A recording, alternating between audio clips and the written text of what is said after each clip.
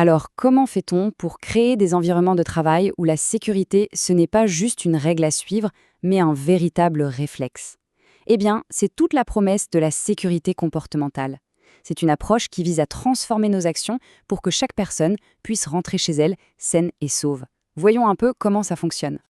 Regardez bien ce chiffre, 96%. C'est assez frappant. Une étude majeure menée dans une raffinerie de pétrole a révélé que 96% des accidents du travail étaient directement liés à des actes non sécuritaires. On ne parle pas ici de panne de machine ou de défaillance de système, non, non. On parle d'actions humaines. Ça nous montre bien que les procédures toutes seules, eh bien, ça ne suffit pas. Et voilà la question fondamentale. Si on a déjà les manuels, les formations, les panneaux d'avertissement partout, mais que les accidents continuent de se produire, qu'est-ce qui manque? En fait, la clé se trouve dans ce qui motive nos actions, le comportement humain lui-même. Ok, voici le programme pour cette analyse. On va commencer par définir ce qu'est une vraie culture de la sécurité. Ensuite, on décortiquera la psychologie derrière nos actions. Puis, on verra comment façonner de meilleures habitudes, comment mettre tout ça en pratique. Et pour finir, on regardera l'impact que ça peut avoir dans le monde réel. La toute première étape, c'est de changer notre façon de voir les choses. La sécurité comportementale, ou BBS comme on l'appelle souvent, ce n'est pas juste un tas de règles en plus. C'est une philosophie qui met l'humain au cœur de la solution. Ce qui est vraiment intéressant ici, c'est la dynamique.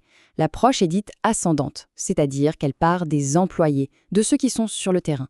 Mais, et c'est crucial, elle a besoin d'un soutien descendant, d'un appui sans faille de la direction pour vraiment fonctionner. C'est ce mariage des deux qui permet de créer une culture de sécurité totale. Et ça illustre parfaitement un changement de mentalité essentiel. Une priorité, ça peut être mis de côté. On a un délai serré, la pression monte, et hop, on se dit « Allez, on fait vite, on s'occupera de la sécurité plus tard ». Une valeur, par contre, ça ne se négocie pas. Ça fait partie de chaque décision, de chaque action. Le but de la BBS, c'est justement de faire de la sécurité une valeur fondamentale. Bon, maintenant, passons à la mécanique de nos actions. Pour changer un comportement, il faut d'abord comprendre ce qui le déclenche et surtout ce qui le renforce. Et pour ça, il y a un modèle psychologique tout simple, mais incroyablement puissant. Et voilà, le fameux modèle ABC, le véritable moteur de la BBS. C'est très simple. A, c'est l'antécédent, le déclencheur, comme un panneau de signalisation ou un briefing matinal. B, c'est le comportement, l'action qu'on peut observer, comme mettre son casque. Et C, c'est la conséquence, ce qui se passe juste après. Et c'est là que tout se joue. On a tendance à se concentrer sur les déclencheurs, mais la science nous montre que ce sont les conséquences, une félicitation, une reconnaissance, qui ancrent vraiment les bonnes habitudes. Donc l'antécédent, c'est le signal de départ. Il nous dit quoi faire, mais il ne garantit pas qu'on va le faire. Le comportement, c'est l'action visible. Le port des lunettes, la bonne posture, c'est ce qu'on cherche à encourager. Et enfin, la conséquence, c'est l'élément le plus puissant du trio. Une reconnaissance immédiate après un geste sécuritaire, ça envoie un message clair au cerveau. Ça c'est bien, refais-le. C'est vraiment là que le changement s'opère. Maintenant qu'on a compris le modèle ABC, voyons comment on peut l'utiliser activement. L'idée, ce n'est pas de manipuler les gens, mais de créer un environnement où faire le choix de la sécurité est à la fois naturel et gratifiant. Le point clé ici, c'est la différence entre agir parce qu'on doit le faire et agir parce qu'on veut le faire. Le renforcement négatif, basé sur la peur d'une sanction, ça pousse à faire le strict minimum pour ne pas avoir de problème. Mais le renforcement positif, qui ajoute quelque chose d'agréable, comme de la reconnaissance, ça motive l'excellence, ça crée un véritable engagement. Pour que tout ça fonctionne, il faut un environnement riche en retours, un feedback. Les recherches montrent que pour qu'une critique constructive soit bien acceptée, il faut qu'elle soit noyée dans la bienveillance. On parle d'un ratio d'environ 5 retours positifs pour un retour constructif. Ça crée un climat de confiance où on est beaucoup plus ouvert à l'idée de s'améliorer. Au-delà du feedback, la façon de fixer les objectifs est aussi primordiale. Un tout petit changement dans la formulation peut avoir un impact énorme. Si on dit « faites-le en toute sécurité, mais faites-le d'ici vendredi », l'accent est mis sur la date limite. Mais si on inverse la phrase « faites-le d'ici vendredi, mais faites-le en toute sécurité », là, la sécurité devient la condition non négociable. Les détails, ça compte. Allez, passons de la théorie à la pratique. Concrètement, comment une organisation peut-elle mettre en place un programme de sécurité comportementale qui tienne la route? Eh bien, ça demande un processus bien structuré.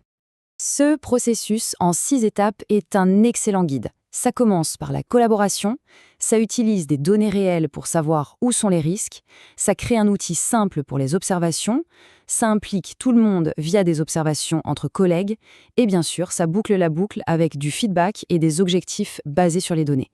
C'est un véritable cycle d'amélioration continue. Ici, le rôle des leaders est absolument fondamental. Leurs actions parlent beaucoup, beaucoup plus fort que leurs mots. Ils doivent être l'incarnation de la sécurité. Donner l'exemple, renforcer activement les bons comportements et surtout ne jamais tolérer de compromis sur la sécurité. Leur engagement visible, c'est le moteur de tout le programme. Bon, tout ça c'est bien joli en théorie, mais est-ce que ça marche vraiment? On va jeter un œil à une étude de cas qui montre l'impact spectaculaire de la BBS sur le long terme. On retourne dans cette fameuse raffinerie de pétrole. Souvenez-vous, 96% des blessures y étaient liées à des comportements. Ils ont mis en place un programme BBS et l'ont suivi pendant 2 décennies. Voyons ce qui s'est passé. Les résultats sont sans appel. Avant le programme, la raffinerie avait en moyenne 4 incidents par an. Après l'introduction de la BBS, ce chiffre est tombé à moins d'1 par an. C'est une réduction massive et surtout durable qui prouve que l'approche est efficace. Alors, c'était quoi leur secret? Eh bien, il n'y en a pas vraiment. C'est juste une application rigoureuse des principes. Ils ont formé tout le monde sans exception. Ils ont célébré les succès pour renforcer positivement les habitudes, ils ont utilisé des graphiques pour que les progrès soient visibles par tous, et ils ont maintenu un taux de participation très élevé. La preuve que la culture était bien vivante. Cette citation, elle résume parfaitement l'objectif final. Il s'agit de graver la sécurité dans l'ADN même de l'entreprise, de la rendre aussi fondamentale que la qualité ou la productivité. Une valeur qui guide chaque décision, chaque jour, sans exception. Et tout ça, ça nous amène à une dernière question à se poser. Dans notre propre environnement de travail, est-ce que la sécurité est une priorité, une chose qu'on peut parfois négocier face à une urgence, ou est-ce que c'est une valeur non négociable, un véritable pilier? La réponse à cette question en dit long sur la solidité de notre culture de sécurité.